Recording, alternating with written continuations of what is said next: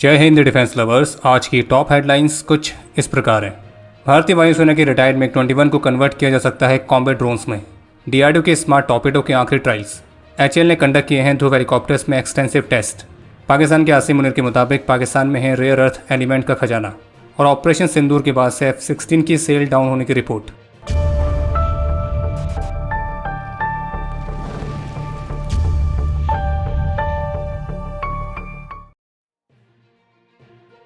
तो जैसे कि इस वर्ष सितंबर के महीने में भारतीय वायुसेना की जो MiG-21 फाइटर्स के आखिरी 2 स्क्वाड्रन हैं तो उन्हें भी औपचारिक रूप से रिटायर कर दिया जाएगा और MiG-21 को रिप्लेस करेंगे भारत के स्वदेशी तेजस मार्क 1A फाइटर जेट्स।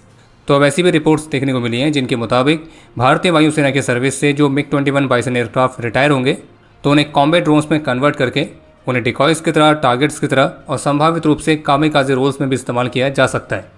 हालांकि भारतीय वायुसेना के MiG-21 को UCAVs में कन्वर्ट करने वाली जो योजना है तो उस पर अभी औपचारिक रूप से भारतीय वायुसेना की तरफ से या फिर DRDO की तरफ से ऐसा कोई ऑफिशियल कमेंट देखने को नहीं मिला है। लेकिन आपको बता दें कि 2020 में भी ऐसी रिपोर्ट्स आ चुकी हैं जिनमें MiG-21 को कॉम्बैट ड्रोन्स में कन्वर्ट करने की बात की गई थी। और उससे पहले भी कुछ रिपोर्ट्स आई थी जिनमें HAL ऑफिशियल की तरफ से बताया गया था कि जो HAL है वो तेजस प्लेटफॉर्म की UCAV वाले वर्जन को विकसित करने के लिए इंटरनल स्टडी कर रही है। यानी कि फाइटर जेट्स के UCAV वाले वर्जन को बनाने के लिए जो स्टडी है वो पहले से चल रही है। तो इसलिए उन रिपोर्ट्स को देखकर कहा जा सकता है कि ये जो MiG-21 फाइटर्स को कॉम्बैट ड्रोन्स में कन्वर्ट करने वाली योजना है तो उस पर भी सक्रिय रूप से विचार किया जा सकता है। मीडिया रिपोर्ट्स के मुताबिक जो DRDO है वो अपने स्मार्ट वेपन सिस्टम्स के आखिरी डेवलपमेंटल ट्रायल्स को कंडक्ट करने के लिए तैयार है, जबकि इस सिस्टम के पहले 3 सफल परीक्षण ऑलरेडी हो चुके हैं। और जानकारी के लिए आपको बता दें कि स्मार्ट, जिसकी फुल फॉर्म है supersonic missile assisted release of torpedo, जो कि एक लॉन्ग रेंज की सुपरसोनिक एंटी सबमरीन मिसाइल है। और ये एक तरह का हाइब्रिड सिस्टम है जो कि लॉन्ग रेंज के मिसाइल कैरियर जो कि सुपरसोनिक स्पीड से ट्रैवल करने में सक्षम हो और एक लाइट वेट टॉर्पेडो जो कि पेलोड की तरह काम करता है, तो उसके कॉम्बिनेशन के साथ बनाई गई है। और इसे मुख्य रूप से एंटी सबमरीन वॉरफेयर रोल के लिए इस्तेमाल किया गया है और इसकी मारक क्षमता 643 किलोमीटर तक है। इसके अलावा एक अपडेट यह है कि HAL ने मैरीटाइम सेटिंग में ध्रुव एडवांस लाइट हेलीकॉप्टर्स के एक्सटेंसिव टेस्ट को कंडक्ट किया है ताकि नेवी और कोस्ट गार्ड द्वारा ऑपरेट किए जाने वाले इन हेलीकॉप्टर्स में जो फ्लॉज हैं उनको पिन पॉइंट करके फिक्स किया जा सके। और गुजरात वाले क्रैश के बाद से लगभग 7 महीने हो चुके हैं और ये हेलीकॉप्टर्स अभी भी ग्राउंडेड हैं। तो उनकी कमियों का पता लगा कि उनको सही करने के लिए जो टेस्ट हैं विशाखापट्टनम कोस्ट में कंडक्ट किए गए थे। और हिंदुस्तान टाइम्स की रिपोर्ट के मुताबिक इन ट्रायल्स के दौरान अलग अलग वेदर कंडीशंस में इन ALH को वॉरशिप से ऑपरेट किया गया था। बाकी इन ट्रायल्स के दौरान HAL ने काफ़ी सारा डेटा इकट्ठा किया है और उसी डेटा का एनालिसिस करके इसकी कमियों का पता लगाया जाएगा। और HAL इसकी एग्जैक्ट प्रॉब्लम का पता लगा के उसको फिक्स करने का प्रयास कर रही है। चीन के विदेश मंत्री की भारत विजिट को लेकर जो एडवाइजरी जारी की गई है उसके मुताबिक अगले सप्ताह मंगलवार को चीन के विदेश मंत्री भारत यात्रा के दौरान भारतीय प्रधानमंत्री श्री नरेंद्र मोदी के साथ भी मीटिंग कंडक्ट करेंगे।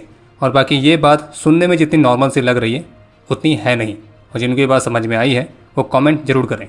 बाकी इसके अलावा एक और बहुत ही इंटरेस्टिंग अपडेट है कि जंग न्यूज़ के साथ इंटरव्यू में पाकिस्तान के फील्ड मार्शल आसिम मुनीर की तरफ से कहा गया है कि पाकिस्तान के पास रेयर अर्थ एलिमेंट्स का खजाना है और इस खजाने के साथ पाकिस्तान का कर्ज भी कम होगा और पाकिस्तान जल्द ही सबसे समृद्ध समाजों में गिना जाएगा। हालांकि ये बात कहीं ना कहीं सच भी है, क्योंकि पाकिस्तान के जो रेयर अर्थ एलिमेंट्स हैं तो उनमें से कुछ को तो पाकिस्तान ने हाल ही में डिस्कवर किया था, जैसे कि सेंटर ऑफ ग्रेविटी, लाहौरी चूरन, जज्बे वाली कौम। और पाकिस्तान का सबसे बड़ा रेयर अर्थ खुद आसिम मुनीर है। और वैसे ये भी काफ़ी इंटरेस्टिंग बात है कि इंटरव्यू भी ऐसे ऐसे चैनल्स को देते हैं जिनके नाम भी काफ़ी अतरंगी रहते हैं, जैसे कि इसका नाम है जंग न्यूज़। बाकी पाकिस्तान के army chief field marshal Asim Munir ने हाल ही में एक और बयान दिया है जिसमें उनका यह कहना था कि पॉलिटिशियन या फिर प्रेसिडेंट बनने की उनकी कोई योजना नहीं है। भगवान ने उन्हें पाकिस्तान के रक्षक के तौर पर पैदा किया। और आसिम मुनीर ये रक्षक का काम कितना बढ़िया करके निभा रहे हैं वो तो हमने अभी हाल ही मई के महीने में देखा ही था, जो सबसे पहले बंकर में भाग के गया था अपने खुद की रक्षा के लिए।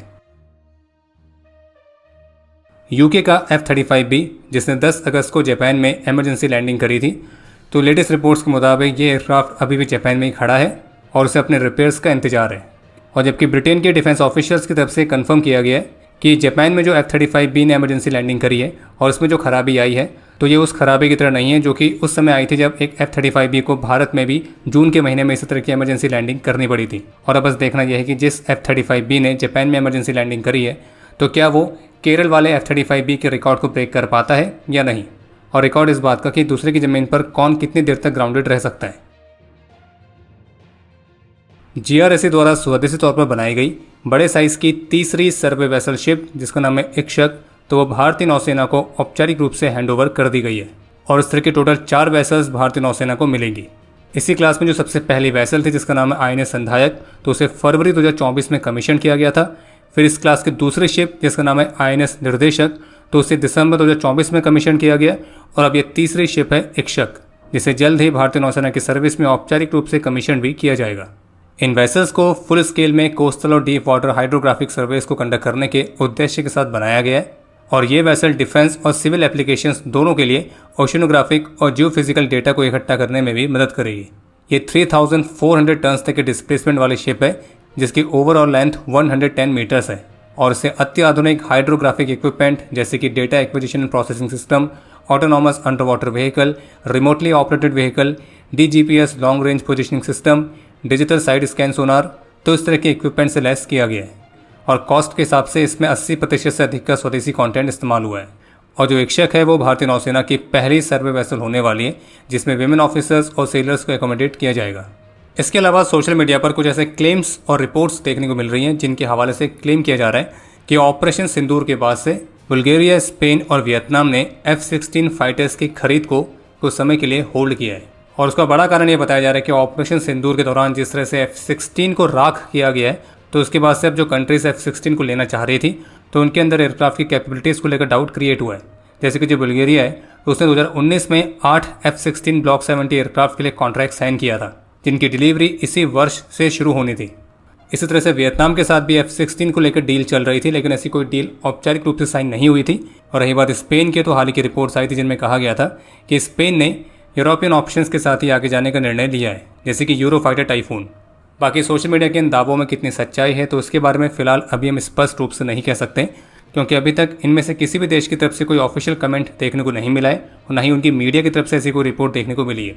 लेकिन अगर ये दावे सच भी हैं तो भी इसमें कोई हैरानी वाली बात है नहीं, क्योंकि जिस तरह से ऑपरेशन सिंदूर के दौरान पाकिस्तान के मल्टीपल F-16 राख हुए हैं तो वो भी एक बड़ा कारण था कि पाकिस्तान से ज़्यादा अमेरिका को जल्दी थी ये सीज फायर करवाने की। चलिए बाकी अब समय है आज के इतिहास का। आज के दिन 2019 में जम्मू कश्मीर में देश के प्रति अपना कर्तव्य निभाते हुए लांस नायक संदीप थापा वीर गति को प्राप्त हुए थे।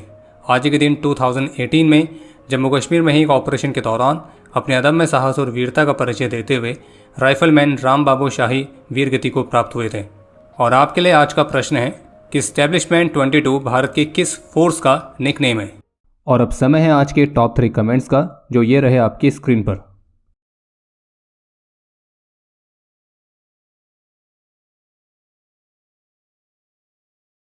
उम्मीद है आपको आज का एपिसोड पसंद आया होगा। पसंद आया तो वीडियो को लाइक करना ना भूलें। आपके कोई भी सुझाव या सवाल हो तो उसके लिए कमेंट सेक्शन ओपन है। और अगर आप डिफेंस रिलेटेड और भी एक्सक्लूसिव कंटेंट में दिलचस्पी रखते हैं तो आज ही प्ले स्टोर से डिफेंस स्क्वाड की सुपर ऐप को डाउनलोड करना ना भूलें। और अगर आप चैनल पर पहली बार आए हैं तो squadron.in पे जाके हमारे नए डिज़ाइंस को भी चेकआउट जरूर करें।